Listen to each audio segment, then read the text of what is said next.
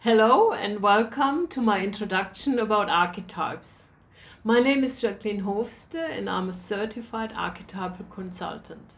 I coach people how to identify their archetypes and, more importantly, raise awareness on how archetypes play out in their life in areas such as relationship, group dynamics, higher purpose, career or spirituality. In this webinar, I would like to give you a basic understanding of archetypes and how they can be applied in a person's life to become more empowered, introduce lasting change, and get a deeper connection to one's life's purpose. During this webinar, I will give you a few times an opportunity to reflect on some questions relevant to the topic, so you can learn a little bit more about yourself in the context of archetypes. And I encourage you to put the recording on hold for a while and work on these questions in your own time. And make sure you have a pen and paper ready or a laptop where you can record your insights. If you wish to continue to work on these questions at a later stage after the webinar, you'll find them in the downloadable PDF. Now, I get often asked what are archetypes and what are the benefits of learning about them. Well, to address the first question, archetypes are a container, so to speak, that describe a person's motivations and behavior. And examples for those containers or words are the princess, the healer, the magician, the comedian, detective, visionary, and mystic. And you would all be familiar with these archetypes. They are not news to you. In just one word, archetypes give you a whole storyline, an insight about a person's behavior and, most importantly, their underlying drives and motivation for this behavior. Although sometimes they can come across as stereotypical, and the way we use them in daily life when we say, oh, look at her, she's such a princess. But far from it. Archetypes convey a complex but recognizable behavior pattern that can be expressed very differently from person to person. They guide us along our journey of empowerment and personal growth and do not stereotype a person, but more on that later in this webinar. And while we can relate to pretty much all of the archetypes, and there are like hundreds of them, everyone has a core set of archetypes that are very specific to them, and they are with them for life. And they provide them with a unique personal makeup. So we don't just have one archetype, we also don't have hundreds, even though we can connect and relate to most of the archetypes. For example, the queen is not one of my archetypes, but if I need a queen for the day, if that would be helpful, I can play a queen. I can relate to what a queen means. And so can you. We have 12 archetypes. That's the way we work with archetypes. But in the context of this webinar, we won't be able to go into the identification process of archetypes. Well, that's leading us to the second question. What are the benefits of understanding how archetypes operate? Well, most of my clients want to effectively integrate changes into their life so they can achieve new results and that are more aligned with who they are. But they often find that they're kind of trapped in a particular behavior pattern, and they find it really hard to get out.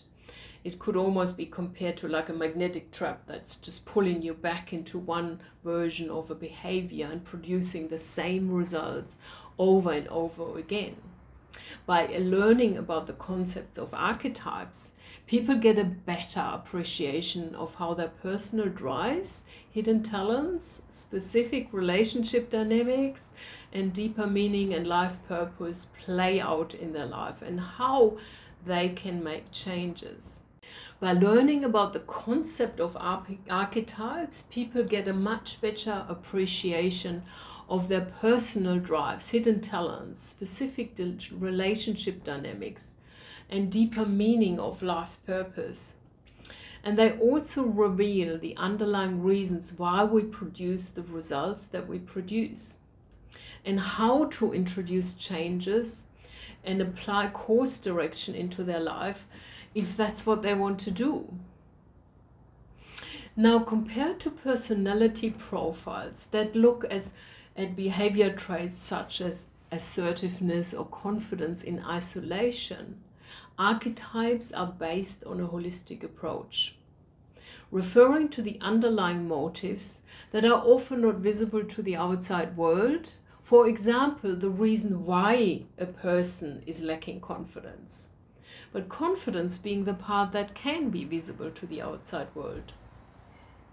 So by identifying the underlying reasons for that behavior, archetypes play a major role in the success of any personal transformation.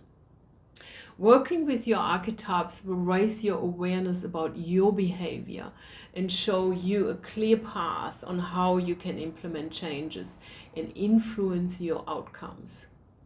In addition, they're also very exciting. It's a highly exciting journey to find more about yourself, connect with more clarity to your life purpose, and understand why certain life values are undeniable and innately attached to you and calling you forth to action. Since we have more than one archetype that we deeply resonate with, we can also look at different archetypal dynamics that can play out amongst different archetypal patterns, and that can play out in many areas of your life.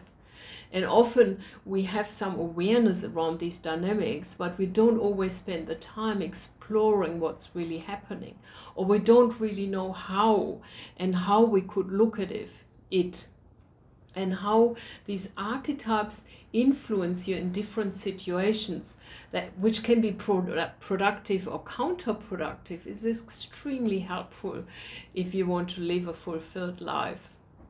And in this webinar, we also won't have the time to go into these more complex dynamics, but it's good to know that this study is available.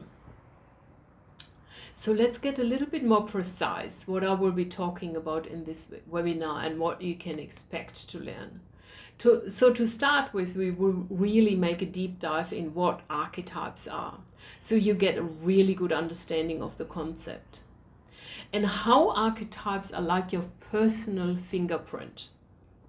We will also talk about to learn and how to use the symbolic meaning of archetype and what that means. The two faces of archetypes, the light and the shadow, and you might have heard about it, and how to transform and harness the shadow side of an archetype. And this is where the real juice is. This is where people can make transformations, and this is where we can make another step to empowerment. So with today's webinar, I hope a new and fascinating world will open up for you as it did for me. Most people develop a very strong connection to their archetypes because they resonate with us on our soul level. Archetypes give us context, a storyline, and most of all, a much deeper understanding of our life purpose. Now, before we kick off, I like to start with some questions. So, just to help you a little bit to get into the topic. And you will find, as I mentioned, you will find that this work involves a lot of questions to give you an opportunity to reflect on your life, peel off the layers, get more insight and depth about your understanding of who you are. So here we go. Do you sometimes get the sense that there is more to life, but you don't really know what that means? Or are you even skeptical about it? Have you ever asked yourself what would be different if you really knew who you are and what you came here in this world to accomplish? And is there something that you are guided to do in this life? Or is there something that you are resisting to look at or integrate into your life? If you wish to pause the recording at this point, you're welcome to do so. Grab your piece of paper or your laptop and take your notes. Take your time. This is not a place to rush and push. Let the answers come as they are. Try not to edit or judge them in your head. We don't often pause life to reflect on the deeper meaning of us and life, so here's a real opportunity to do so. You will find that the answers are usually not referring to a static outcome. If you would ask yourself these answers at some later stage in life, at some different phases in life, you might get a very different answer. And for some, this process of questioning can look daunting at the start, but once you get the hang of it, it will flow. It is in this process your intuition is your best guide.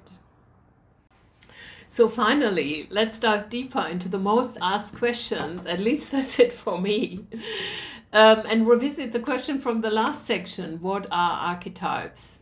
The concept of archetypes can be considered ancient. And many story writers, philosophers, scientists, and psychologists are pointing out the significance that archetypes play in the human psyche and behavior.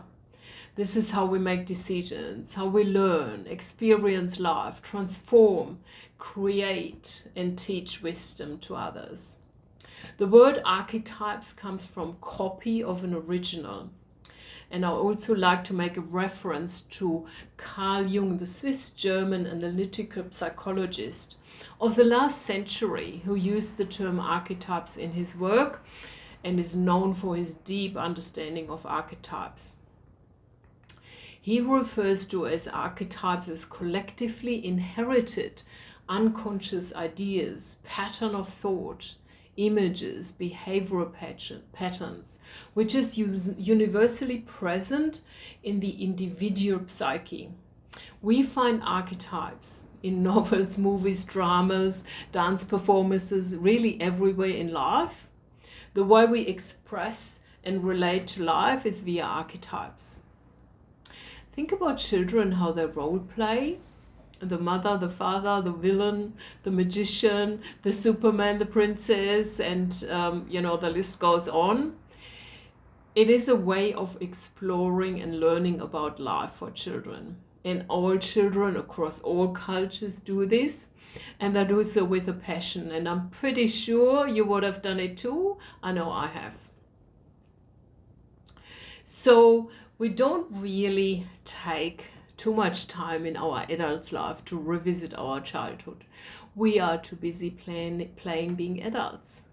But at this point, I'd like to ask you to take a moment now and think about your childhood. Think about the favorite roles that you used to play as a child. What do they convey about you today? What are your insights from revisiting these characters of your childhood? Characters that you would have seen in movies, would have read about, stories, fairy tales. Are they maybe pointing out to an area of life that is coming too short now as you are an adult? How does that make you feel? Are you rationalizing it away? In the context of this webinar, I'm referring to archetypes in their meaning as part of our psyche, shaping a certain behavior derived from an underlying deeper motivation, which is similar in its traits for people with the same archetype, although the individual experience can be personal and distinctively different from person to person. That means the way they show up in reality is really specific to a person's life, but similar in its expression as a behavior pattern visible to the external world. I will talk a little bit more about that in the next section, where I make the comparison of the unique fingerprint of archetypes. As I mentioned before, rather than looking at isolated behavior, such as assertiveness, confidence, or personality traits such as introvert and extrovert, archetypes in themselves are more like personas with a storyline, revealing innermost drives for behaviors and typical actions. That means archetypes go deeper and are a more complex description of a person, from the inner personal world to the exterior expression, rather than just looking at a behavior that can be observed by others. Working with archetypes can open up a whole new way of viewing life and connects an individual with their soul drives, their deepest desires, with an outward expression. Something that people cannot do without.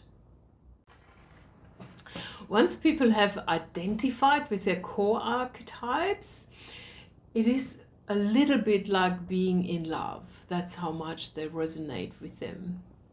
It would be impossible to exchange an archetype with another or ignore them altogether.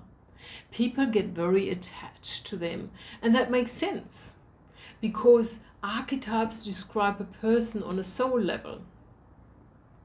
Let's say a person has an artist archetype and they find themselves in a life situation that does not allow them to express this archetype, at least not for a while, be it that there is not enough time, the family has more priority, or a person being sick.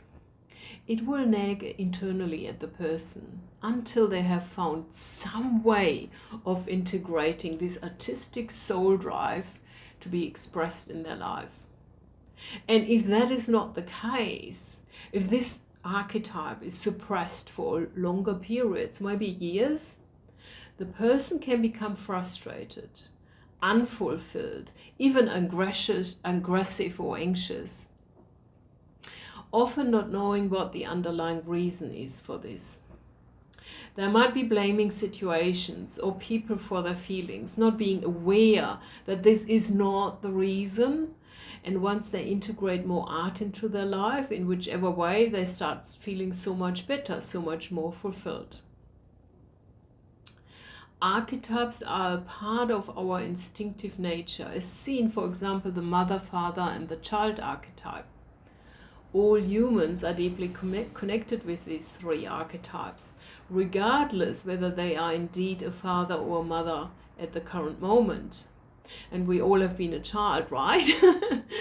So no need to explain that archetype to any of us. Maybe sometimes we need to remind us of the child within us.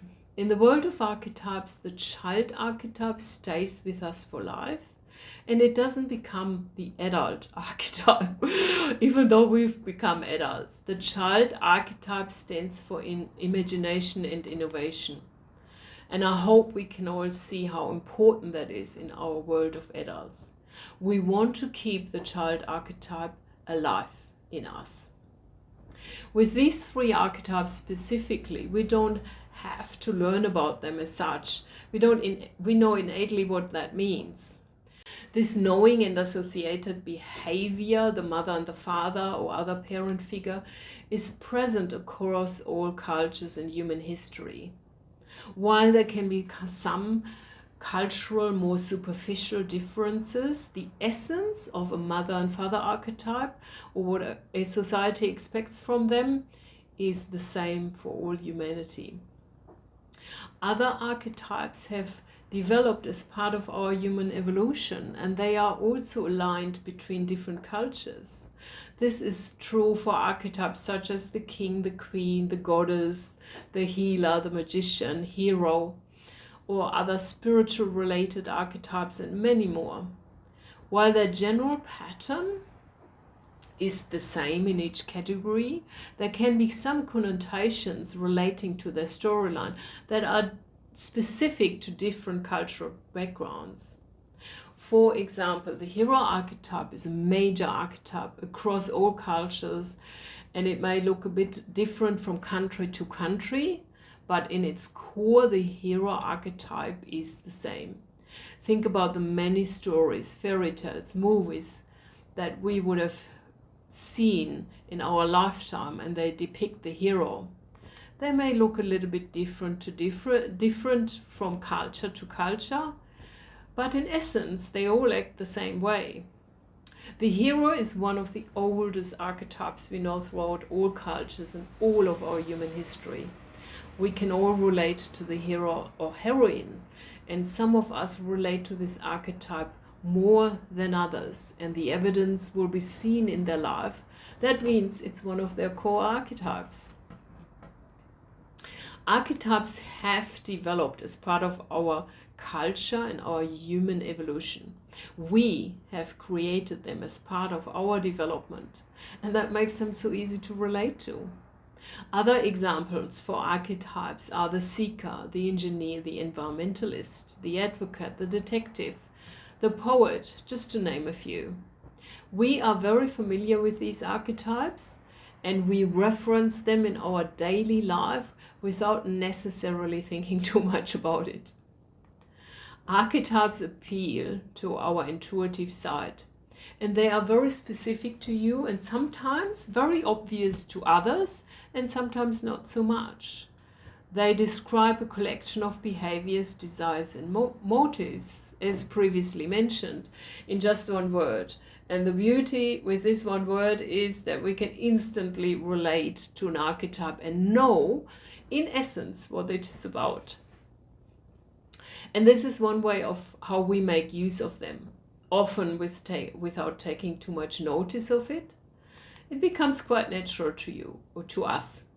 It's part of our intuition. Well, let's look at an example. Imagine your best friend has invited you to a small, intimate social dinner and you can't wait to go. But there is a little problem. Apart from your friend, you don't really know anyone else in this group. So while you're excited about it, you might wonder how well you fit into the group and will you be able to enjoy yourself. This is something we do instinctual, and it's in the realm of where archetypal behavior kicks in. We want to know whether we are safe and that we can all relate to whether we fit in, whether we are comfortable in an environment. And once you actually get to the party or the dinner party, you might not even be aware of it, but it would have not only taken you a few minutes and you would have scanned the room and made assessments on how safe you are there and whether you do fit in and will enjoy the evening. And in some instances, you would have given people already names, such as the comedian, intellectual, princess. Does it sound familiar? I know I've done it. This may sound stereotyped, but there is a lot more to it, digging deeper. Usually we are very good noticing some aspects of a person within the first impression. That is our intuition kicking in. We are designed that way. Just think of the hiring process, where we learn how important it is to make a good first impression for that job interview. And that's for a reason. We are highly intuitive people. We can sense major behavior patterns in people straight away, as much as we can sense when we can trust a person or not. We may not immediately know if we don't trust a person, but we are sensing there's something wrong. So to be able to do this is part of our design, of our nature as human beings. And this is the realm of archetypes, as I've mentioned before. So let's do a bit of a fun game. Pick a few people in your life, maybe 2 or 3 or just one. You know, a friend, your spouse, good one, children, or maybe your boss, that's always a good one. And find out if you can allocate archetypes to them. You may already call them by an archetypal name. Even if you are not familiar with all archetypes at this stage, often one sticks out like a sore thumb. And you would have maybe already distributed a name. For example, Princess Diana was called the People Princess, or Steve Jobs, the Visionary, or, you know, a comedian usually stands out very easily. So ask yourself the question about the person that you've picked. Do they have a nickname? What type of dominant behavior do they exhibit? What are they passionate about? Do they have a hobby? Are they obsessed with something? Do they have a specific caring nature? Are they a comedian? Are they creative, innovative? Are they a nature person? Just think of the belated Steve Irwin. He definitely had the nature child in him. Do they have to defend the vulnerable? Are they concerned about healing people? Do they have a detective mind? And maybe start this one. What annoys or frustrates you about them? This is often also a giveaway for a particular archetypal pattern. So archetypes are the lens through which we experience the world. And let's get back to the artist archetype. This is one, if this is one of yours, you would view the world through the lens of art, whether you are a painter, musician, or dancer. Every experience would be viewed through the eyes of that artist and the values that this artist would represent. You would easily relate to other artists or drawn to them. You may design your home in a very specific artistic way, or you may feel uncomfortable in a very unfunctional office, lacking any design aspects or richer colors. I mean, how the hell can they do this?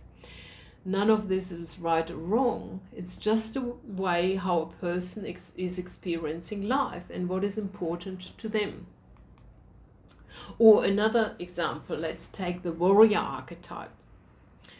They will experience the world through discipline and hard work, while others have already given up. They will be soldiering on because they are on a mission that nobody and nothing will prevent them from fulfilling. And a person with this archetype would value people with these attributes of discipline and routine, of serving a higher purpose, and the ability to give it all. And if these attributes are not present in another person, well, maybe they could be judgmental about it.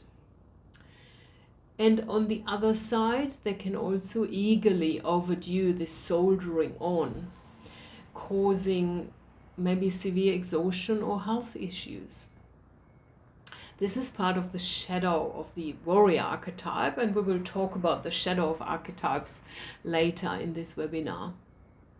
So each archetype is shaping a person's experience and describes specific values that a person is looking for in events, situations, and it's the lens through which the world is viewed. So let's just do a bit of a recap what we've learned so far before we move on into other topics. Archetypes give you a context for feelings, deepest desires and motivations. They give meaning to your life and will lead you to your life purpose. Archetypes provide a rich and complex context for a person's psyche and personality. And compared to static personality assessments, archetypes provide a holistic picture of a person, addressing various aspects, such as a narrative or a reason for the desires and motivation.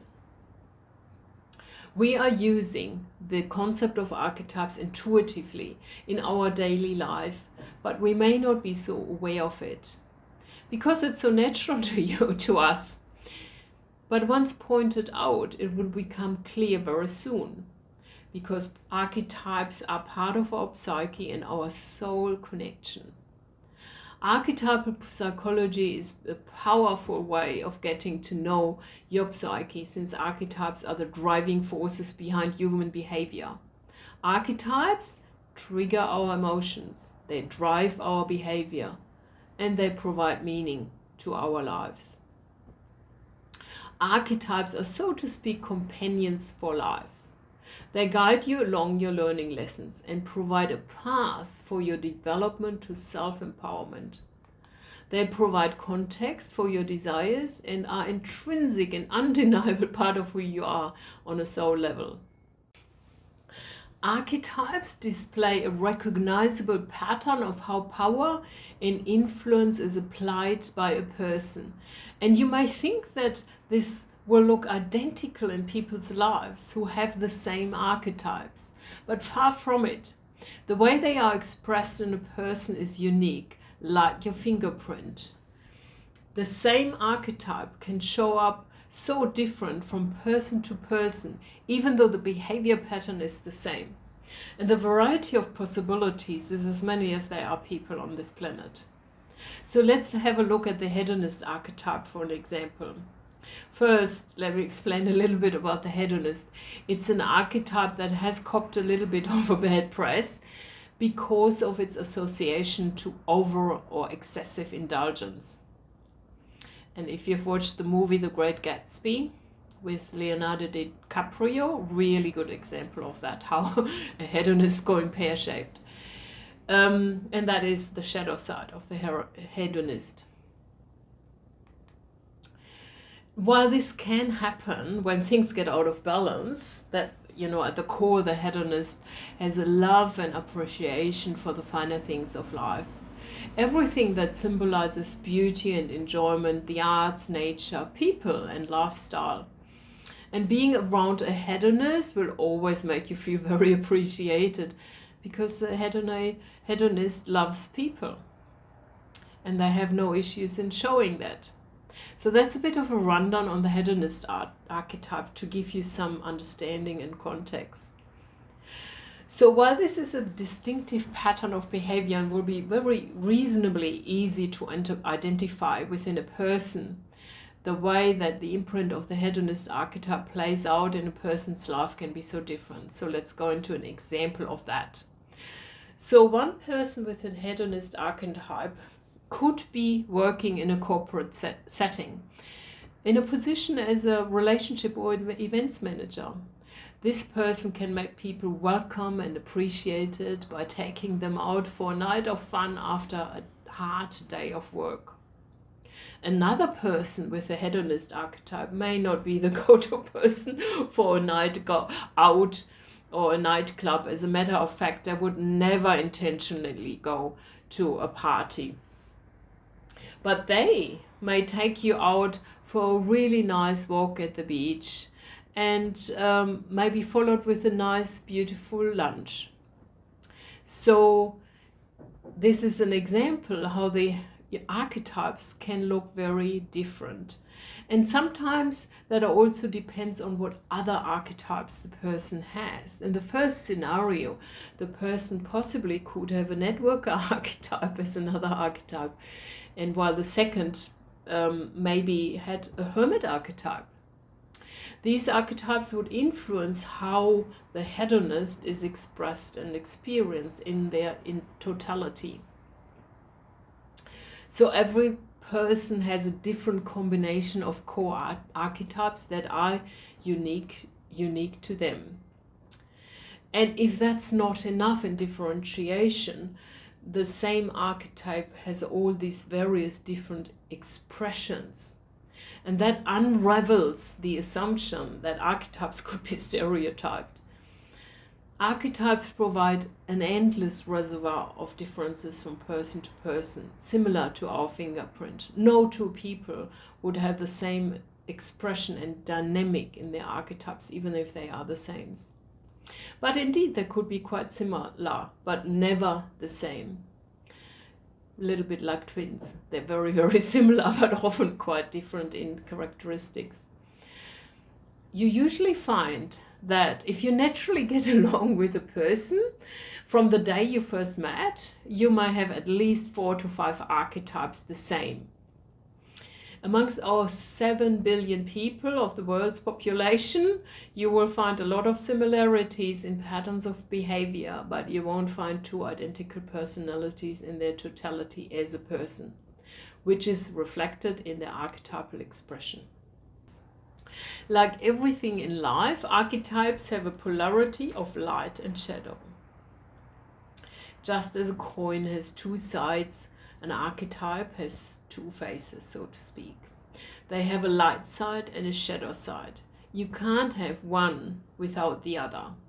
We can only experience the light side within the frame of the dark side, and vice versa.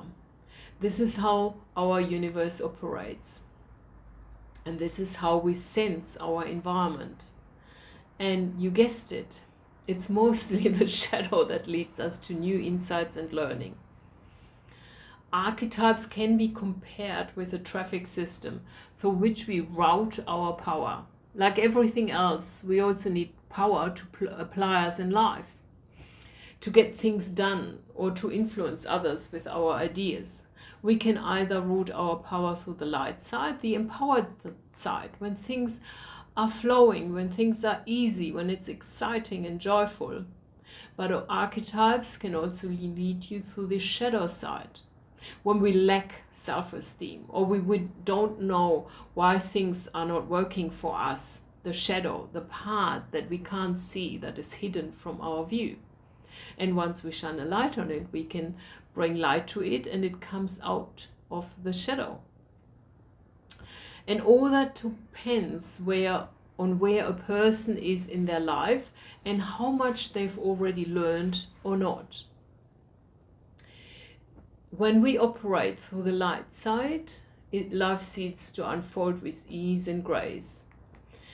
When we come from the shadow side, however, we find things don't run too smoothly at all. Sometimes we fall victim to the illusion that this is just how it is and there's nothing we can do about it, only to discover later that we may have made our life more difficult for ourselves by making that false assumption that we can't influence this, that we can't change. Unless we adapt and correct the course when operating out of the shadow, things have a tendency to get worse. So if we are in denial about things, if we pretend something isn't the way it is, and we stay in this, well, facts show things are going to get worse. They're just not going to disappear by themselves. The good thing is that we can make corrections, and archetypes can steer us relentlessly towards our personal progress and growth. So let's talk a little bit more about the light side.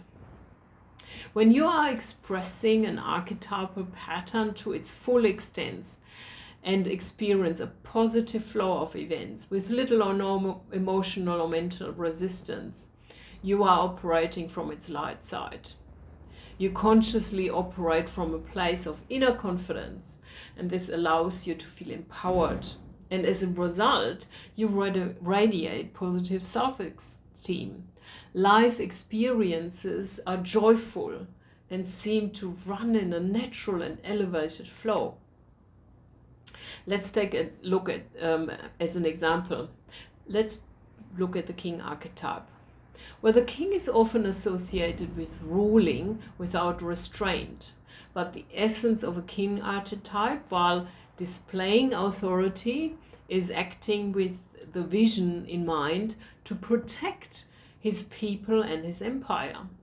The latter means that the king is expressing the light side of an archetype. So when this occurs, he operates out of benevolence and protection for others, and others feel safe, supported and appreciated around the king. Well, that's the light side of a king archetype. And this is what the journey of a king archetype is about, learning to master the light side. So what's the dark side of an archetype? Your shadow, or the dark side, is simply the side that is hidden from your view. It reveals deeper thoughts and fears that we are usually not aware of. If a person is stuck in the shadow, we experience loss of power. We don't often see what is in the way, or we don't want to look out of fear. We might find something unwanted, which is a little bit schizophrenic. The shadow can make itself known in a number of ways, through the seduction of chasing false friendships, through the urge to gain control and power over others, or through the desire to hold money, and many others. You get the picture. When operating from the shadow, a person can feel confused, anxious, dazzled, or stifled, or more. Well, let's return to the king archetype. So when the king feels threatened in his authority, he will resort to often the domination or the full domination of controlling, just like an autocrat. He may also act out of a sense of entitlement to rule with god-like powers over everyone and everything in his empire, instead of protecting the well-being of his people and in being of service. In this state, the shadow state, he does not feel empowered, and to counteract the perceived loss of power, he will resort to control and dominance. Well, when in shadow mode, the king is either unaware of this, on how to change it, or consciously subscribes to the idea that he has the ultimate power and control over others. History and current world affairs have shown us many examples of kings and other figures of authority operating out of the shadow, and how they have succumbed to the seduction of the ultimate power game. Well, only to lose control in the end and their whole empire. The shadow and the light reflect the laws of the universe in which we live. We are all constantly confronted with those two sides of this coin, and as such we must recognize to learn the signs and transition out of the dark side and the unconscious part into the light. This is only when you understand why you are reacting out of fear or lack of belief, and acknowledge how limiting this behavior is, that you can choose to change and move into the empowering side, move into the light side. The more you explore motives of your shadow, the better you will understand its meaning. It is only at that point that you will able to accept and integrate the shadow into your life with greater awareness and acceptance. That way you become less prone to its manipulative influence. So it is important not to reject the dark side, but to acknowledge its existence and its function and integrate it into one's life. Just being aware of it, accepting that the possibility of the shadow is there. So let's take a minute to look at the shadow without any personal attachments and ask yourself some questions. Acknowledge it, and when it shows up, face it. Ask yourself, what is it that I'm in denial about or I don't want to see? Where do I experience a loss of empowerment? Where do I feel restrained and anxious to act? Only what's in the sphere of a person's awareness can be under their control and can be changed. The shadow of an archetype commonly evokes negative connotations, but the shadow has another side, a side of hidden gifts and abilities that may lay dormant until the shadow is confronted. The shadow is a teacher. The dark side is essential to elicit the light. And as much as we may reject the shadow, it is important to understand that both faces of this archetype are needed to lead us to empowerment. And when I stated at the very beginning that archetypes lead us to empowerment, how can we change? How can we introduce lasting change and transform? It's within the shadow realm of archetypes. This is where the real gold is, even though often very uncomfortable. It is best to discover the learning lessons and not to stay stuck in blaming an event or person for an unwanted outcome, as difficult as it may be at the time. The universe wants you to see something about yourself, something that you are probably in denial about or find too uncomfortable or confronting to face. Well, many of us fear of not getting what we want in life, and the mind can be very clever and tell you that you don't even know what you want and that you are not deserving. These are self-sabotaging thoughts and can hold you back from even trying. We all have a few archetypes in common, and the saboteur archetype is one of them. All of us have the saboteur as an archetype. And I'm sure to assume, right, that we all have experience where we sabotage us. And like our archetypes, the saboteur archetype is a light in the shadow side. In the shadow, the saboteur wants to avoid change. And in the light, maybe a bit hard to guess, but the saboteur is embracing change and going for it when expressed from the light. So let's take a minute and find out where your saboteur is at work and where you maybe not actioning something that you really would like to integrate into your life. So for example, are you trying to lose weight and you are in denial about your diet? Are you wanting to go on a holiday and don't actually plan for it out of fear you may not have enough money and you won't get there? Well, a little tip on the sidelines, you won't get there like this. Do you have an honest conversation? Do you feel that you need to have an honest conversation with someone in your life, but you are in denial about it because it's uncomfortable? And you pretend, well, it's all good. Just think of the new level of friendship you could create when addressing what needs to be said in an authentic way. Are you cutting yourself off, and why? Eventually, your soul or life itself will intercept this mind game, and you have to confront that fear, whether you want it or not. Eventually, you can't be in denial about it any longer. And it's best to learn to face each fear when it pops up and look for the lesson in it.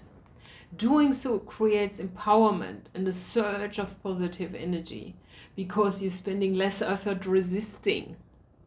If you think you are unable to get what you want, you may resort to external resources or people to achieve your goal. Each archetype has its specific shadow. If you want to find out your shadow side, well, here's a hint. Start looking for the chaos and ongoing struggle in your life. As uncomfortable as that may be, as effective is its exercise in identifying where the shadow is active in your life. And note, while the shadow can attract chaos and struggle in our lives, it can also be exotic and disturbingly fascinating for a limited period.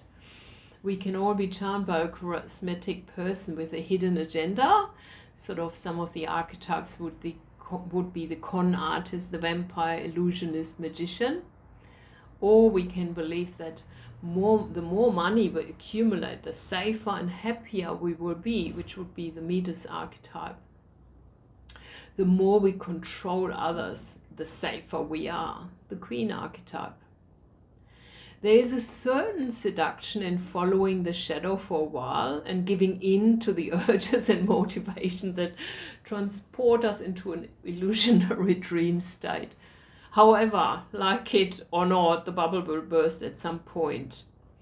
In some way, otherwise also called intuition, we are aware of the warning signs. But sometimes we ignore them and fail to act upon them, making us even more anxious and fearful beneath our strong external facade. And you may have experienced this in your life, and I think we all have. I know I have. It is usually also much easier to identify the shadow in others than in ourselves. I don't think that would be good news to us either.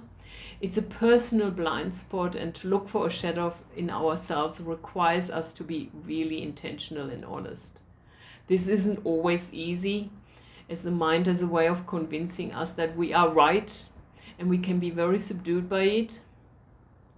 When we feel powerless, we have less ability to gather what we need when we need it.